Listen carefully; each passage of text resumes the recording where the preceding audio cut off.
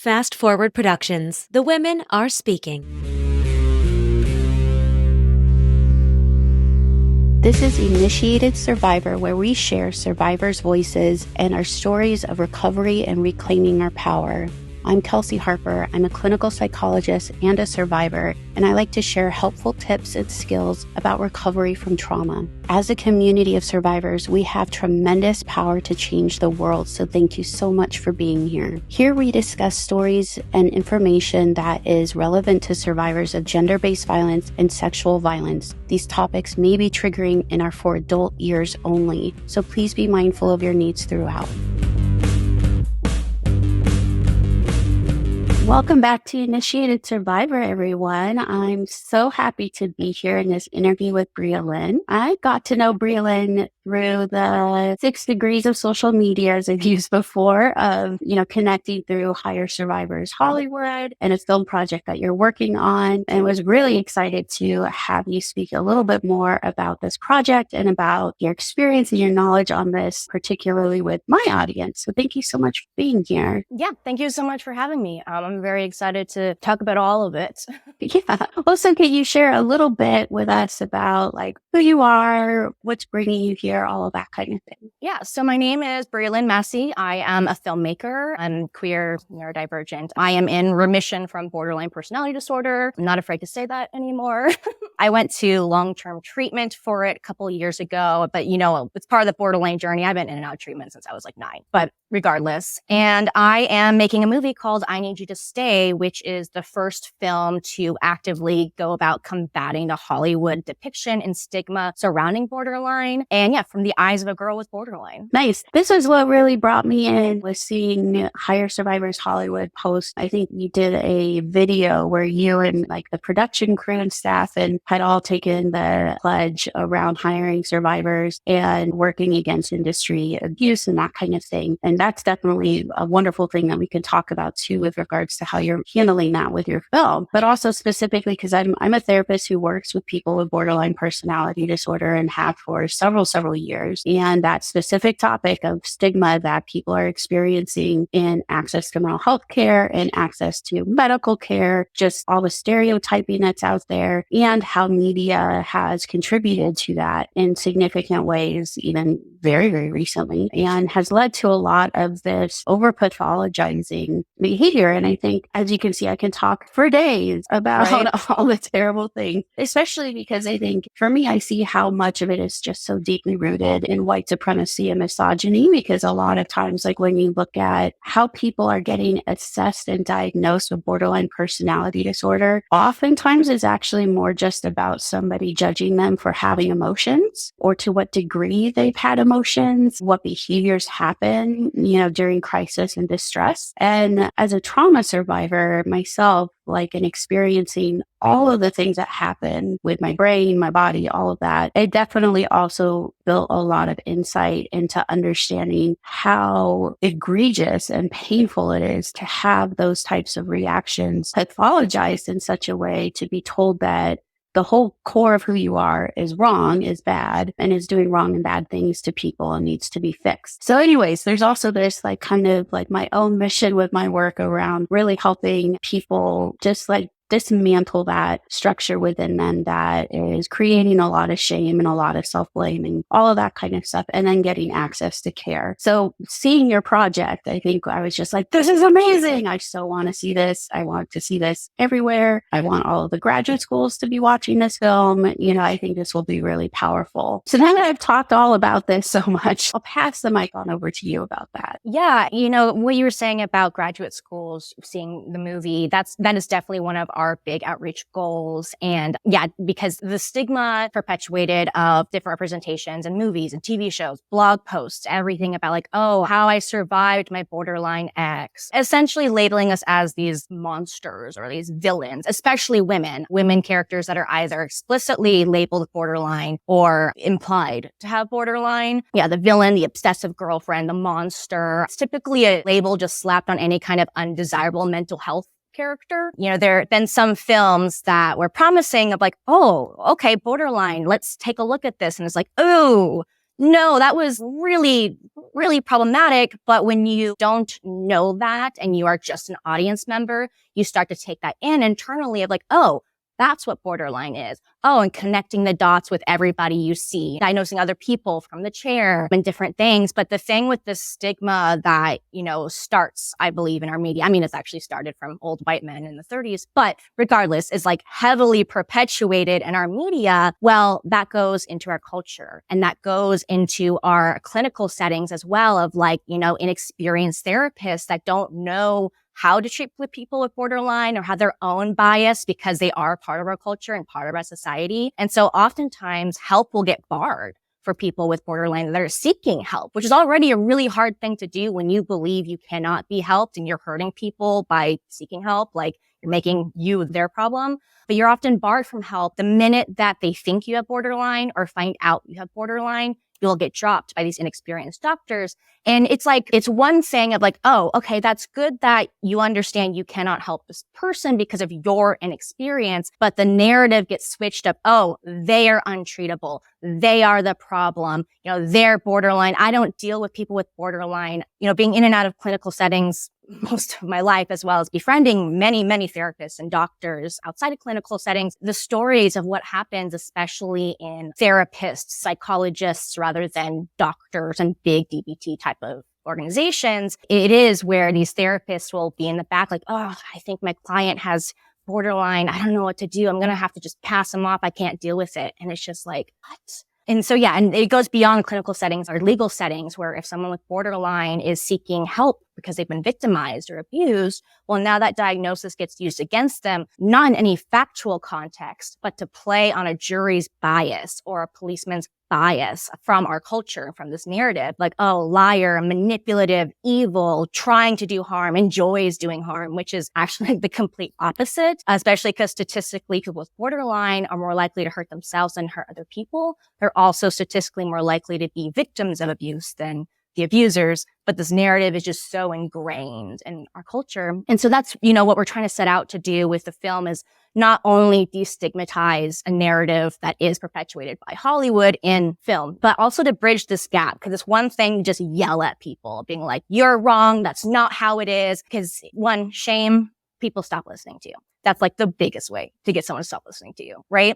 So it's not only explaining and showing what it's like to have borderline and the stigma you still face even when you are entering remission, but to bridge that gap. The whole premise of the movie is Kira, our protagonist, who has borderline. She is finishing up treatment for her borderline disorder. It's been long-term. She did residential, partial, IOP, all the things. So now she's about to finish. So her and her girlfriend go and isolate for the winter in their beautiful cabin by the lake. It's great. So that way Kira can just really focus. And she's showing like great results. She is actually being able to help other people now. She's considering going back to school to become a therapist. And she's just like, having so much progress, but she's still facing the stigma, not only from her girlfriend who's trying her best, but it's still like ingrained in her, but also her peers and her supports are still like, oh, well, did you take your meds today? Or like, oh, are you sure about that? And not believing her, all these different things. Or if she has like a small emotional reaction, especially compared to other people's emotional reactions, now it's like, oh no, you're being triggered. So she's trying her best and she's still facing the stigma around her, which, leads to her pulling away from her supports, which often happens when you don't want to hurt the people you love. You think you are the problem. And inevitably what happens, secrets keep you sick. She relapses. A lot of people with borderline struggle with dual diagnoses of addiction and substance abuse disorder, depression, eating disorders, all the things. And so she relapses. And in that relapse, she makes a really angry, upsetting wish that she wishes her girlfriend knew what it was like to be her. And so then the next day, Kira, is like, oh my gosh, I'm so sorry and trying to make amends and like backtracking and everything. Day one of sobriety. But then she sees every time that she touches her girlfriend, she's spreading this plague, this disease that seems to be getting her girlfriend sicker and sicker and sicker. Which of course, Kira then is like, oh my gosh, like, oh no. And as her girlfriend gets more and more ill, she starts to embody everything that Kira fears about herself, which is a monster. And so, especially with borderline having the highest suicide risk of all disorders, Kira has to overcome this inner shame that she has, this inner hatred that she has for herself in order to save the love of her life before the inevitable, because she's becoming this borderline caricature that Kira sees herself as. But yeah, so with that, the whole putting yourself in someone else's shoes idea, we want to bridge this gap between neurotypicals or people, that maybe have a loved one borderline that just doesn't understand where they're coming from, what their perspective is, to find some kind of common ground, some sort of way to relate to people with borderline on a human level, not in a patronizing, sick puppy or vilification kind of a way. And, we've had a lot of peer reviews from the script with people that have borderline, people that are friends and family, or people that have other mental illnesses. And so far, the consensus is we have successfully found this opportunity and these ways that people are relating to Kira, even if they don't have borderline. Like, oh, I saw myself so much in this situation. At first I thought Kira was just being an asshole, but as the movie went on, or the script went on, they're like, oh no, then it flipped. And that's our whole thing, is to flip this monster trope on its head. Oh, that's so awesome. There's so many things that I kind of want to speak to around that, just because it's so rich with all of the different things that you're speaking to, like how, well-meaning allies and family members can over-fragilize people, and that can be received as being believed that, we're these ticking time bombs, or that emotions are terrifying and frightening, but also putting unrealistic expectations that we don't put on people who aren't with borderline personality disorder, that they have to never have emotional expressions. They have to be even keeled all the time and can't express anything because our own anxiety interferes with being able to be with that. People that just don't have a diagnosis, officially, doesn't mean they aren't displaying symptoms and behaviors of other things. When Kira does have her big relapse, she's being cruel. She's definitely in the wrong in that situation, but it's not black and white. Regardless, she, tells her girlfriend, oh, what am I supposed to do? Oh, drink my sorrows away? Oh, right. I'm not allowed to, but you are, because her girlfriend has been showing signs, but because she's glamorous, she's in this social elite class, it's okay to drink a bottle of wine a night when you're stressed out. It's just part of being, fabulous. Or her addiction to coffee. The first scene when we're really seeing everything play out, her girlfriend Lucy is drinking from a coffee cup that's don't talk to me till I've had my coffee. So we litter these little things throughout of nobody is perfect. We all have these little neuroses. The only difference is one, obviously there's a cluster of symptoms for people that have disorders, but they also have a diagnosis. It doesn't mean you absolutely don't have, some sort of disorder going on. Right. And also that how this diagnosis is so rooted deeply in stigma and judgment and misogyny, and, and with its roots in white supremacy and misogyny, that doesn't just mean that we're expressing hatred by this diagnosis. We're actually using it to really take people's power. Weaponizing it, essentially. Yeah. When it should be more of just, hey, this is a cluster of symptoms that you have, because symptoms overlap with so many other disorders or mental illnesses. It's these are your cluster of symptoms. And because we know that this is what you're struggling with, these are some treatment options for you to make your life better. Rather than, oh, this is a box you're in, so we don't have to deal with you anymore. This is a box you're in, so we can not have to relate to you on a human level and just kind of put a Band-Aid on it and make you shut up and go away, which is not what diagnoses should be for, in my opinion. Like I said, so many people can have different diagnoses and not know it because they never got diagnosed. Right. It's really just about kind of a little bit of gatekeeping, but also in its purest form, an effort to communicate and be here's now a route that you can take that will actually help. Yeah. Or what you were saying earlier too about, especially with misogyny, of men are heavily underdiagnosed when they have borderline. Typically it's bipolar or, substance abuse exclusively. And then women are often overdiagnosed as borderline when it could be autism. It could be, bipolar or complex PTSD, because there are so many symptoms that do overlap. And so it's very controversial when people are therapists or clinical professionals diagnosed with borderline when that's not their expertise. That's not something that they are trained in or passionate about, because it's more than just looking at symptoms. You have to look at the history, to long-term symptoms. At what time did, your development, did these symptoms start to appear? There's just so much involved with the diagnosis of borderline, but it's definitely just kind of slapped on women that are hysterical or reacting to stressors of just being oppressed in our society and like being, chronically gaslit just by the patriarchy. Right. And one of the things that you mentioned about like kind of painting this image of people with borderline as being abusers when they actually are more likely to be abused themselves. And that brought to mind to me this statistic, and I don't have the statistic exactly, but that actually people with borderline personality disorder are at higher risk for victimization from perpetrators, from people who abuse, and from people who abuse in profession. So therapists who are abusive, medical professionals who are abusive, workplace abuse, that kind of thing. And so there's also something that feels especially sinister about that there is a diagnosis and a stigma and a method of engaging with somebody who is at high risk of being repeatedly victimized in a way that is also gaslighting, invalidating them, and telling them that they know like they're not accurate with what they think and feel, or that they're the one that's the problem and that their response is not effective. It's kind of as though like the victim blaming narrative that we hear is just deeply embedded into how the world is even just interacting with people, and just really reinforces and sets people up to continue to experience trauma and not get the support and help that they need. Yeah, or gaslight themselves as well. There's a line in the script that essentially it's saying when the world around us reinforces these core,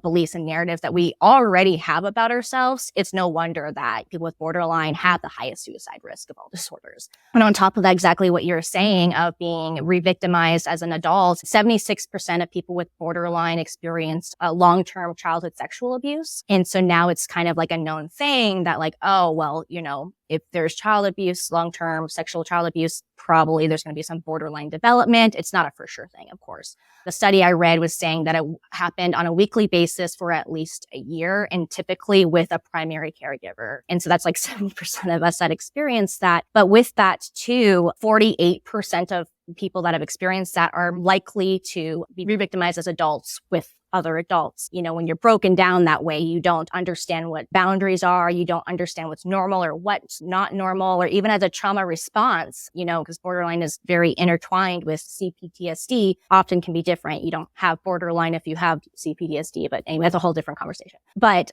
as a trauma response of fawning or freezing or I deserve this kind of a thing. It can also be part of risky behavior of hurting yourself of like, oh, well, this is going to happen to me anyway. And that like narrative of this is just something that happens to me now, and trying to regain that like power in a sense of like, well, if someone's going to do it against my will, I might as well just go out and like try to take some power back. And so that risky behavior is also part of that. But yeah, the whole abuse aspect of it was one reason, well, of many reasons, why we partnered with various nonprofit organizations and social impact groups, specifically Higher Survivors Hollywood, because people with borderline are very emotive and creative and can actually make like fantastic lawyers and like social advocates, therapists, but also artists. Part of treatment often incorporates, if it's good treatment, art therapy. So you can express yourself that way. And so in Hollywood, that tends to attract not only people that have these victimizations in their past, but also creative people that are very open, very vulnerable, very dependent, can be codependent, especially the whole culture of just being in Hollywood of like, shut up and take it. The culture of like, they tell you to jump, you ask how high. For me, as someone with borderline, I'm like, oh, okay, I know how to do that. That's what I was conditioned to do my whole life. This is familiar. I'm going to ace whatever this is. But yeah, so Higher Survivors Hollywood was, founded by Sarah Ann Maas, who's a Weinstein survivor, one of the first women to come out against him and, of course, blacklisted. So she created this wonderful organization to get her power back, but also to support and give power back to survivors in Hollywood. And so we've taken their pledge, and then we've also taken it a step further of developing our own combating predatory behavior educational program that we're going to use not only on the film, but also outside of the film in the community to empower and educate, because you can't have one without the other. Because as we were talking before we started recording, it's like, oh, well, why don't people report? I don't have to go more into that. I'm sure your viewers know exactly why people don't report. And so if we can't really rely on our legal systems, we can't rely on the systems that be. Granted, there is a lot of change happening, which is amazing. And we do go over that in our program of like, look, this is where we were. This is where we are. Lots of work to be done. It's like there are some amazing people doing that work. But since it does feel helpless and out of your control of like, I can't control the system, what can we do? Well, we can influence our culture. We can influence our communities. Because whether it happens to you or not, being around it and being afraid to say anything is traumatic in itself. If you know, like, hey, this is something that's going on, or if somebody confides in you and you personally are too scared to support them or to say anything to protect other people because of the backlash for yourself, that's why it's so important to not only educate people of what does this predatory behavior look like, illegal and legal, conscious and unconscious, overt and covert, all these different things, but also to empower them to use this education. You really can't have one without the other. Yeah, well, I think that's really awesome that your film, not only in and of itself, the film's topic is about really liberating a lot of people from a stigma and helping people learn through this experience, but also the way that you are making the film and the way that you are releasing the film and connecting with audiences itself is going to be a liberatory act as well. Thank you. Yeah. And we do try to put a lot of emphasis in like trauma-informed culture on the set. Granted, we're all learning, so we're not trying to like shame anybody or be like, screw you, you said the wrong word, you're fired. We're not going to do that, of course. But we went through a very thorough vetting process, which surprisingly pissed off a lot of people, even though I was like, wait,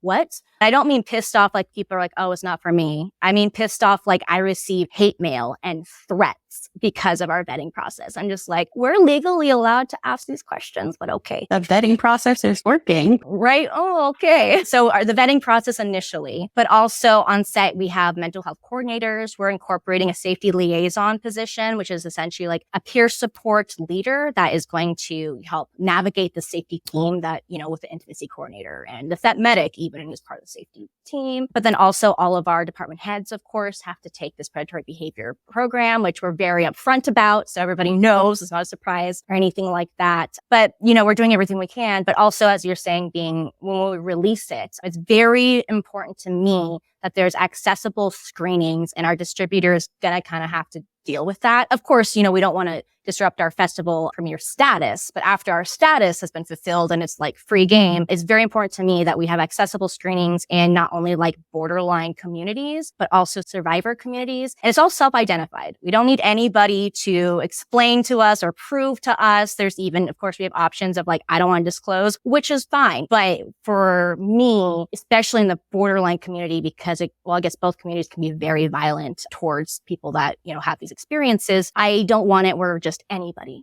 can go if they don't have borderline. If you don't have borderline, you have to be invited by somebody with borderline to go. Or if you don't identify as a survivor, that's cool. If you're an ally, that's great. Still, you need to be invited by a survivor. That way these communities stay safer, but also I don't want it to be where anybody has to pay. And so our fiscal sponsor, Northwest Film Forum, it's a nonprofit up in Washington. They had this amazing thing that they do for their workshops, which is like a sliding scale essentially. But it's like, if you identify as this way, like, hey, here's a discounted thing. You don't have to explain it to us. Just click the button. Here's the discount, right? Or if you're just even low income, or if you're hurting right now for money, here you go. The whole idea of it is pay what you can. But like, if you aren't hurting, like if you can pay more, this is what the ticket price actually is. Because we don't want that to ever be an obstacle for somebody to, be seen, essentially, especially in the arts. I guess this movie is what I wish that I had and what my mom had and what people had access to understand what the hell was going on. Especially because, as we talked, it's not only in small clinical settings, especially in inpatient and, residential, partial, these more like intensive higher care settings, the abuse is so incredibly rampant. And that's like a whole nother thing, especially with their vetting processes and how they are privatized. Anyway, but there's a lot of abuse with that as well. And so, nobody knew what to do with me. I didn't know what to do with me. And that's also why I had so many chronic suicidal ideation and attempts and what have not. I was like, well, crap, if I'm this horrible, monstrous person, I don't want to hurt people. So I might as well leave myself because I obviously can't stop hurting people. Even when I try my best or I think I'm doing good, somehow I'm still being bad by just like breathing air into this space. And so even if I had just like one blog post that wasn't vilifying me, one book at the time, at least, that wasn't like, oh, you're walking on eggshells. These little things that like my mom was frantically trying to understand, but the doctors didn't know. In our small, little behind the times town, they were like, oh, here's some drugs to make you shut up and go back out after a week. And oh, they're back again multiple times a year. We don't know why. They must just be a horrible child. But yeah, so I'm hoping that this movie can help kind of cut through the noise, because the noise is still rampant today. One of the things they tell people when they're first diagnosed is don't look online about it. Don't go and research it. The first things that come up on Google are often very negative, oftentimes psych articles that seem professional, but everybody has their own opinion about something. Yeah, so I'm really hoping this movie can be for people with borderline, by people with borderline. We're definitely incorporating the community even before we even began filming, of not only is our social media community based, it's less about advertising, it's more about bringing people together and interacting with each other, saying things as they are.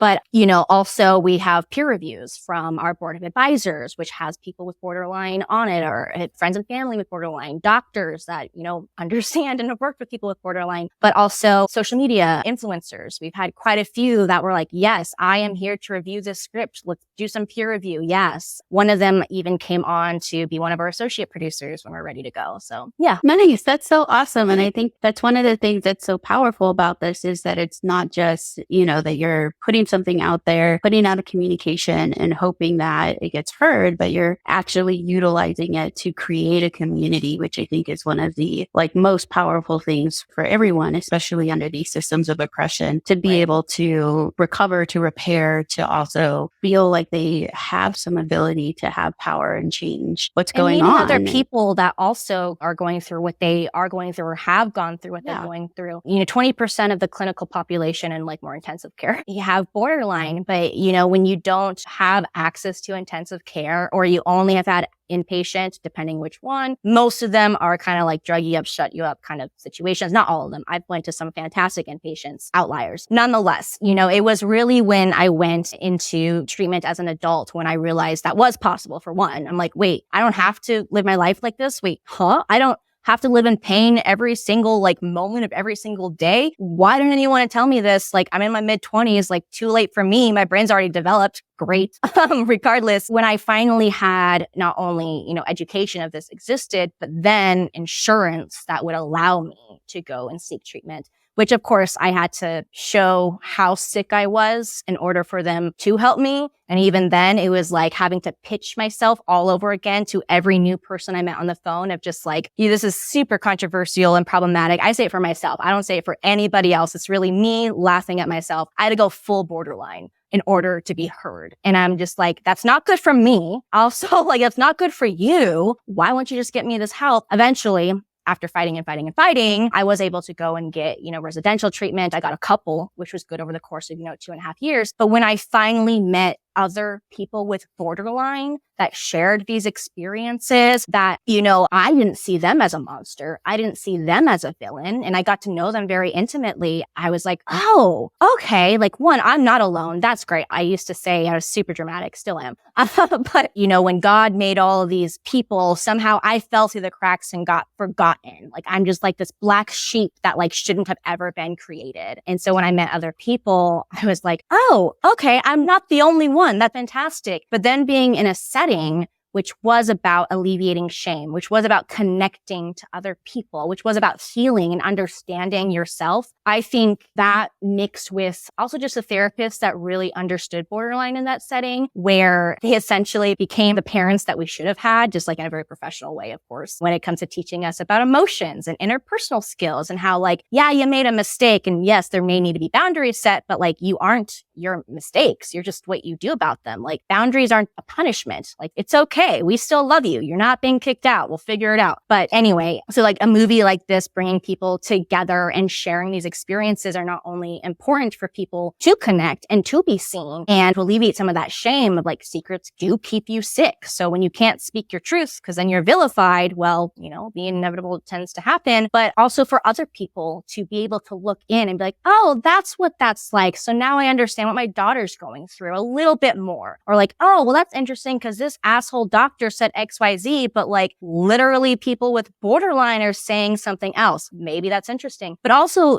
on a grander scale, the more that we talk about these things, the more people feel safe talking about these things, the more studies can be done, the more, legislative changes can be done, more clinical, just access can be had. Marsha Linehan, like her biography was just so inspiring. She was underfunded, undersupported. She was a woman in the 90s in the psychological community, which is still predominantly, male dominated in positions of authority. And she was going up against a board, which were 100% men, 100% male, that just were like chastising her. And she just threw it right back at them of like, oh, well, there's not a lot of research for your findings either. So, but regardless, which is just amazing. But she had to fight tooth and nail to not only, develop this treatment to help people like her because she had borderline, but also just to be heard and have the resources to do it as well. And right now, like with the vilification of women and of borderline, it's like studies just aren't being done specifically to understand from a non-biased perspective. Things aren't being funded because they're like, oh, it's just PTSD. Or like, oh, it's just bipolar. It's not really real. Or, it's a whole like, oh, it's just women being women. Used to be an excuse to just lobotomize women back in the past. Like, oh, you have borderline. You don't quite fit in XYZ, but we can't deal with you. So the more that like this becomes heard and the community becomes stronger, the more progress we can make, really. And honestly, like the more lives we can save. And I'm not saying my movie is going to save lives, but if I can help be just a little piece in this community that is creating this strength, I mean, that's all I can really do. I mean, that's incredibly powerful. I wanted to give a quick example of like particularly legislative with something that you brought up around access to mental health care and health insurance. Like this could be its own podcast series.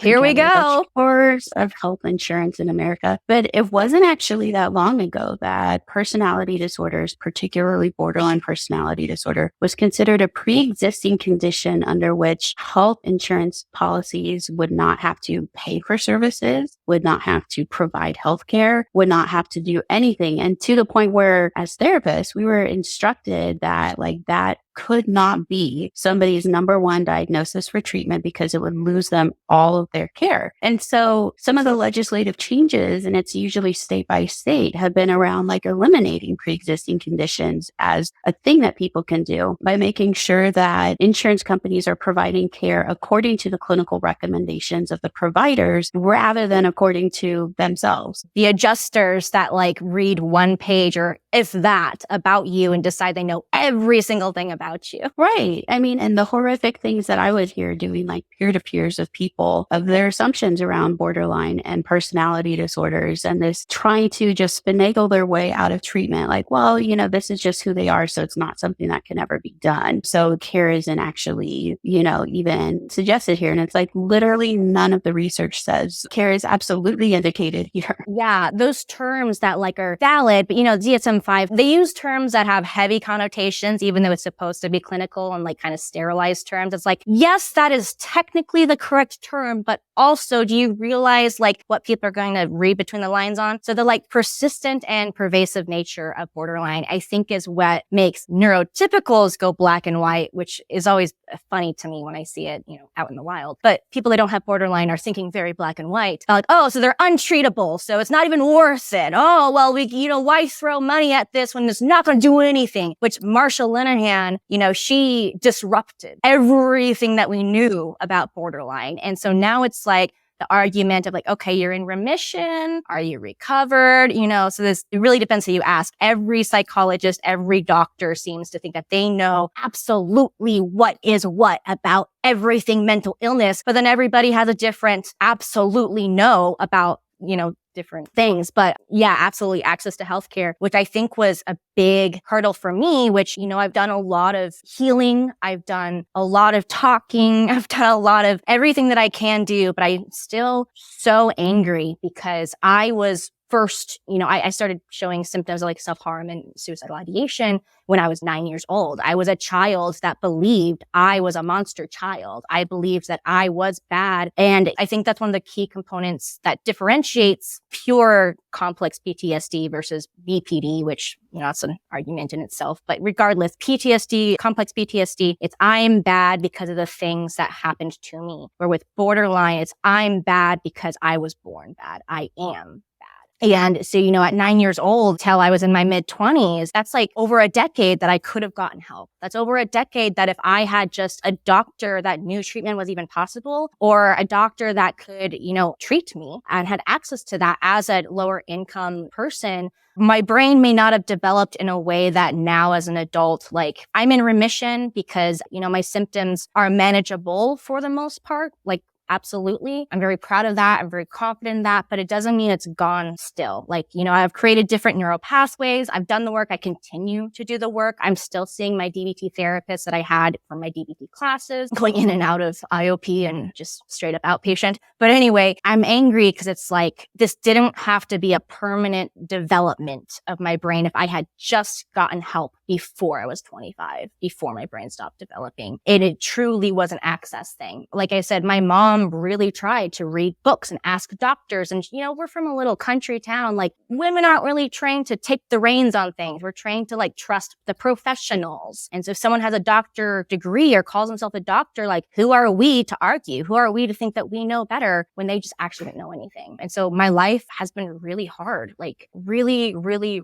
really hard. And I've forgiven a lot. I've forgotten a lot, but I'm still very angry at our systems because if I had just gotten help, because we were trying to get help, I was in so many hospitals, like so many programs, things might have just been a little bit easier. Yeah. Just from my own experience and working with people, I've started to see glimmers of earlier interventions, but particularly I think as early as it's getting is right now adolescence, and it's interesting. It ties back to what you said about like neurotypicals and professionals being more black or white or all or none of like, well, it's a personality disorder and you don't have a personality till you're 18. And so therefore we can't diagnose this. Like also this like benevolent kind of stigma or stereotype of like, well, it's stigmatized. So we don't want to give somebody the stigmatized label so young. And it's like, but also at the same time, like, how do we help them get care? How do we design care for somebody that young when we're saying it doesn't exist or it's too bad? It's too bad, too dark, too awful for somebody so young to be experiencing. And there's definitely like so many different aspects of that of like, how do we get people help while also not making things worse for them. Especially like at a young age, it's so easy for parents to be like, oh, my child has borderline, it has nothing to do with me. It's a genetic predisposition. They forget about the predisposition part. Like it needs to be matched with what the brain registers as trauma. Whether you believe it to be trauma or not, the brain has to register as trauma. There needs to be like biological changes occurring in the brain due to this perception of trauma, which can be chronic neglect. It could be, early separation from a caregiver, all these different things. But regardless, when it comes to the diagnosis, luckily the DSM-5, like, what was it, 2 years ago or something, like recently was like, all right, I think we can start diagnosing in adolescence, so that way people can start to receive help, especially if they do have a genetic predisposition. It's been shown that if you have a nurturing environment, weird, or, there's access to treatment type things, they're teaching DBT to kids now, which is like so freaking important, whether you have borderline or not. But, these early kind of interventions can help. So that way the genetic predisposition doesn't actually manifest into borderline. But at the same time, like we're saying, the stigma, having that attached to me as a child, like with all the other things going on in my life, like that was just an easy way to be written off. That was just an easy way for people to like not have to be responsible for their behaviors. Like, oh, she's borderline. She doesn't know what she's talking about. Oh, she's borderline. She's being dramatic. Oh, she's borderline. I'm not actually being abusive. Even doctors, even the CCTs, or sometimes they're called PCTs. Anyway, in the treatment centers, there was this gaslighting of like, they could do whatever they wanted to me. But because I had borderline, anything I said was instantly a lie. Anything I said, I was being manipulative. And Even as an adult, it's like, that's why this diagnosis gets weaponized in legal settings. No matter what you say, you're wrong, which is like, how are we not supposed to believe we're monsters? How are we not supposed to believe that we are bad just by existing when this is our narrative all around us, even when we try to get help? Right. Or also the diagnosis being used as justification for people treating you badly and being, straight up violent and abusive, like, well, this person has borderline, so it's okay for me to shut down, to shout at them, to not treat them, period, to not treat them well at all, or to engage abusively towards them, or to act violently towards them because they're borderline, like made me do this. And exactly what you're saying, like that message getting internalized of not just like, I'm not worthy of being treated, but I'm such a monster. I'm actually deserving of horrific things to happen and of people treating me this way. And that is shifting. Hopefully. Definitely, there's a louder presence on social media that are supportive, that are showing these more like undesirable traits. I guess just more normalizing these elements and not necessarily excusing behaviors that, are inappropriate in different circumstances, but more showing like these things happen. You are not your mistakes. You're what you do about them. This is what you can do. This is understanding neurologically why, when your amygdala fires off when you have borderline, you actually cannot access your frontal lobe. So like you aren't a demon. You just cannot access these cognitive, functions and decision makings and empathy once your amygdala has decided, I'm going to die. I need to fire off. But there is online, I think because of the loudness of some of these communities, which is a good thing, and no matter what you do, these people are just going to be those people no matter what, right? Has attracted a specifically cis male demographics that are now like fetishizing people with borderline because of how vulnerable we are, because of how codependent we can be, because of how loving we can be, but also because of how intense we can be. There's that narrative of like crazy girls have the best sex, or even, the red pill community being like, oh, this chick with dyed hair, borderline, like, yeah, she, whatever. I'm not going to trigger your audience, but like those narratives are also becoming more loud because there is, more understanding, at least in some part, of what people with borderline, what these experiences often look like. Granted, everyone has it differently. There's 256 different combinations of symptoms. There is no one way to have borderline. There are just some symptoms that are much more common. Yeah. And so that there's almost like an excuse of these people that want to fetishize this, of they can do whatever they want to someone with borderline and they'll never leave them. Apparently they've never seen splitting, but still this fetishization too of just like, oh, their whole life will revolve around me. And I can do whatever I want to them because no one will believe them because they have borderline, or people that will engage in abuse that then has, reactive abuse, so to speak, and then film it and be like, look, I am the victim. This person with borderline, I am the victim, when they, have been very abusive and essentially exploiting this person's disability for their own sexual gains, power gains, control gains, status, whatever it is. Yeah. Well, and I've seen that also in like something that's being painted as benevolent, but is nonetheless just as exploitive of like, I feel like I'm such an elder millennial when I'm like, I talk about the TikToks, the Facebooks, but like there's these TikToks floating around about people offering to be someone's FP, favorite person, to heal them, to change them. And it's like, no, that's actually you using somebody's trauma, their experience and their symptoms to make you feel good about yourself, to take control of somebody. And I think that's also important to see, is that also like our urges to over caregive, to control, to create codependency in somebody, even if it's seemingly benevolent, is doing the exact same type of exploitation, and it's just as harmful. And it's a way of trying to cultivate and create like, here's a relationship that is 1000% under my control. And that is not actually a free or respectful relationship, and is not a healthy one. It's not a safe one. Absolutely. It's also making symptoms worse.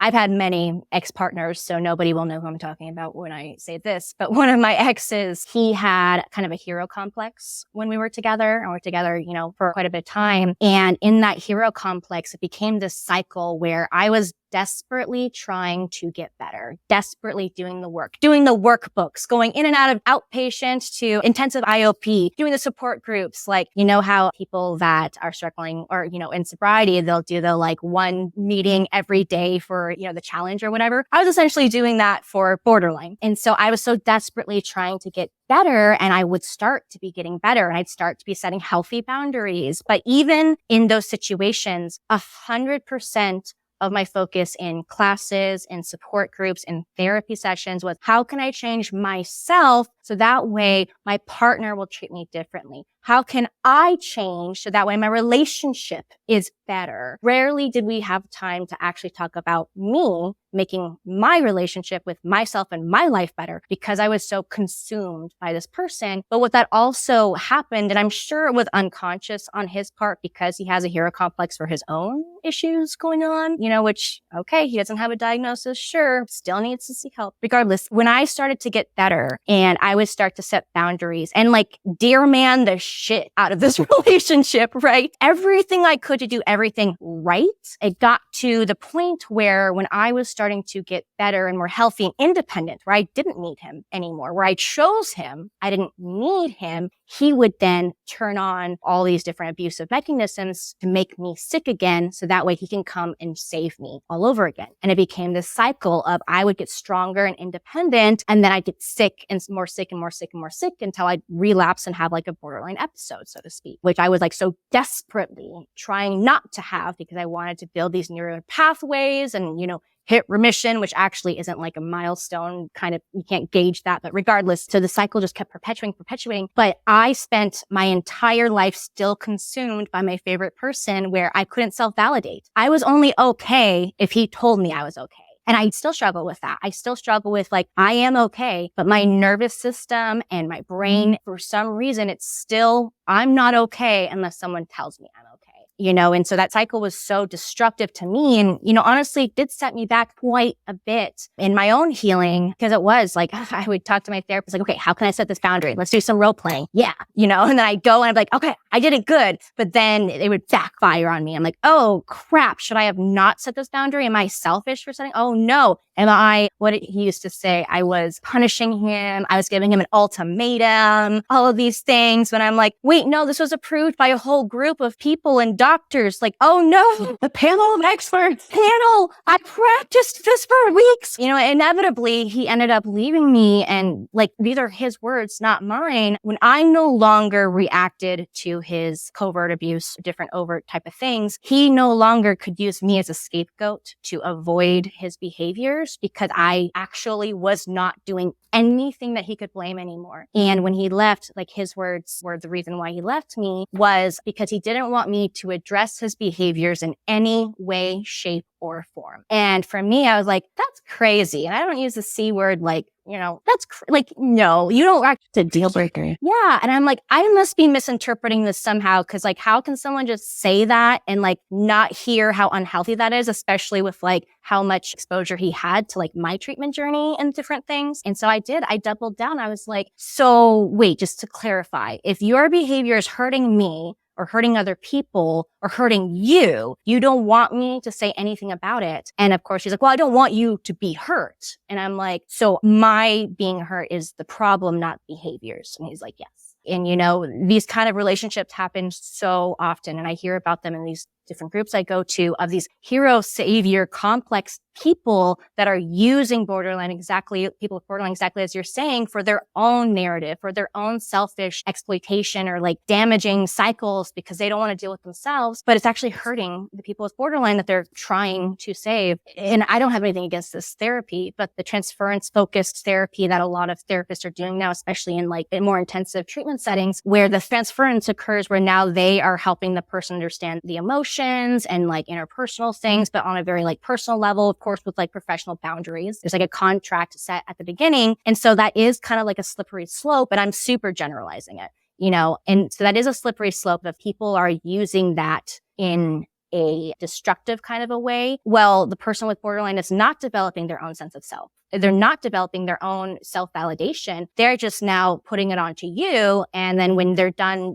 being treated by you, they're going to have to find someone else, or there's going to be this feeling of I'm going to die because I cannot regulate myself. So, it's hard because people with borderline will start to show improvement of symptoms, but that's because there's still this codependency happening because the therapist is saying things are okay. That's the biggest thing that is hard for me with someone with borderline is self-validation. No matter how much I do it, it still feels like I'm not okay unless someone else tells me I'm okay. Yeah. Well, and this is why, good therapy for people with borderline personality disorder has therapists and consultation teams. Therapists are Right. also in their own therapy, allies and family members that are wanting to, do a good job in that relationship are also receiving help, because it is really hard and scary to be in a relationship where you are, I'm going to be okay with conflict, even though in the past conflict led to a lot of scary things. So we might end up doing things to try to avoid conflict, and that ends up pathologizing, fragilizing, all of that kind of stuff, or,